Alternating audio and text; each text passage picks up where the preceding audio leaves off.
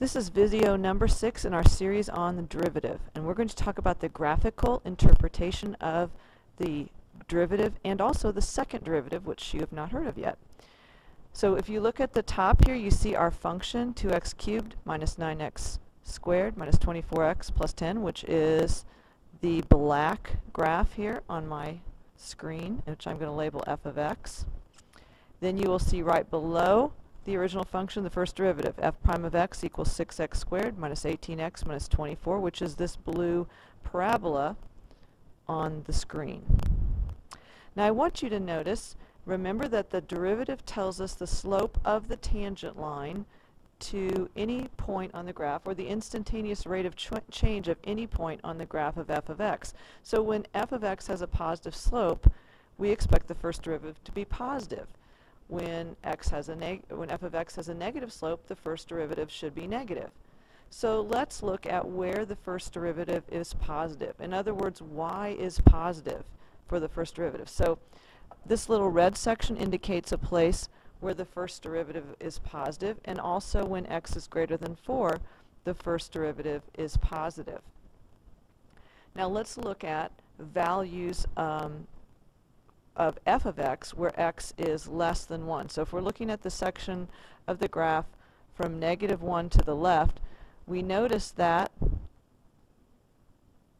these are all values where f of x has a positive slope.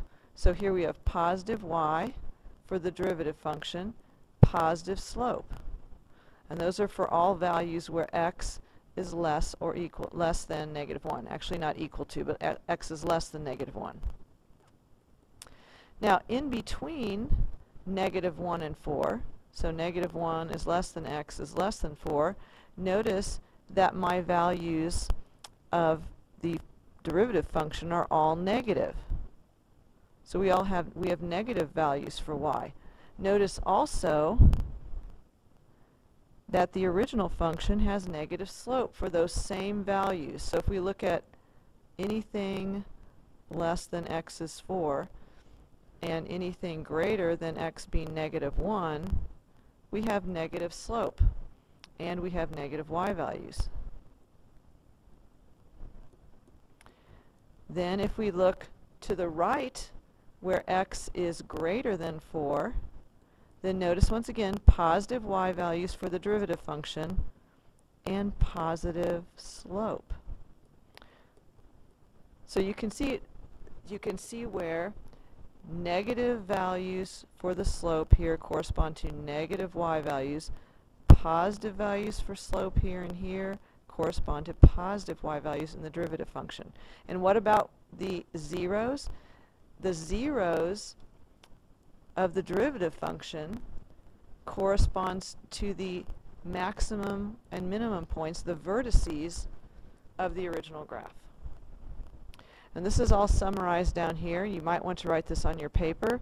You can pause the video to do that. I'm not going to just sit here and wait for you to write, but you can pause. The first derivative, f prime of x, tells us the slope at any point on the original function f of x.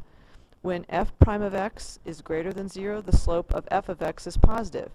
When f prime of x is less than 0, remember that's our y value of our derivative function, the slope of f of x is negative. When f prime of x equals 0, f of x has an extreme point.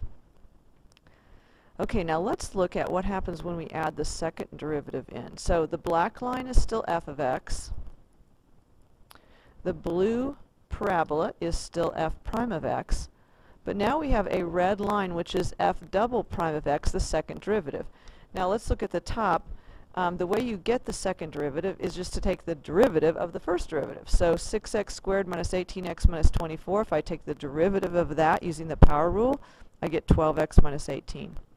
Once again, stepping down 1 degree, from third degree, then to second degree, then to first degree. So now we see that the second derivative is a line. Now what does the line tell us exactly? Oops, I lost my graph there. What does the line tell us exactly? It turns out that the line tells us what's called the inflection point. The inflection point tells us where the rate of change is the maximum. The inflection point is where the graph of f of x changes from being concave down to being concave up. So I'm going to use the highlighter here. From here to here, the graph is concave down, and then from here to here, the graph is concave up. Right at the point where the rate of change is minimum is where the slope is the steepest. Okay, so this is called a point of inflection. Point of inflection. It is the maximum rate of change of f of x. Now you might think, why does that correspond then with a minimum value for the first derivative? Well, think about the fact that the maximum rate of change is in the negative direction. We have negative slope here, so this is the biggest negative slope that I can get. Remember that the first derivative tells me the slope of every point on the original graph. So the extreme point of the first derivative tells me when my slope is changing at the most extreme rate, when it has the biggest slope, in other words. In this case, it is the biggest negative slope. Now, what happens on the third derivative graph? Notice if we look at that same point, when the second derivative, the third graph, the second derivative, when the second derivative is 0, that would tell us the extreme point of the first derivative, which tells us the point of inflection of the original graph. That tells us the maximum rate of change. It also tells us when the graph divides from being concave up to concave down. So when I have negative values for my second derivative graph, so f prime of x less than 0, then it tells me f of x is concave down. When I have f prime of x greater than 0, f double prime of x, the second derivative, greater than 0, that corresponds to f of x being concave up. Concave up. So that would be anything to the right of 1, looks like about 1.5. So these are all the concave down areas. These are all the concave up areas.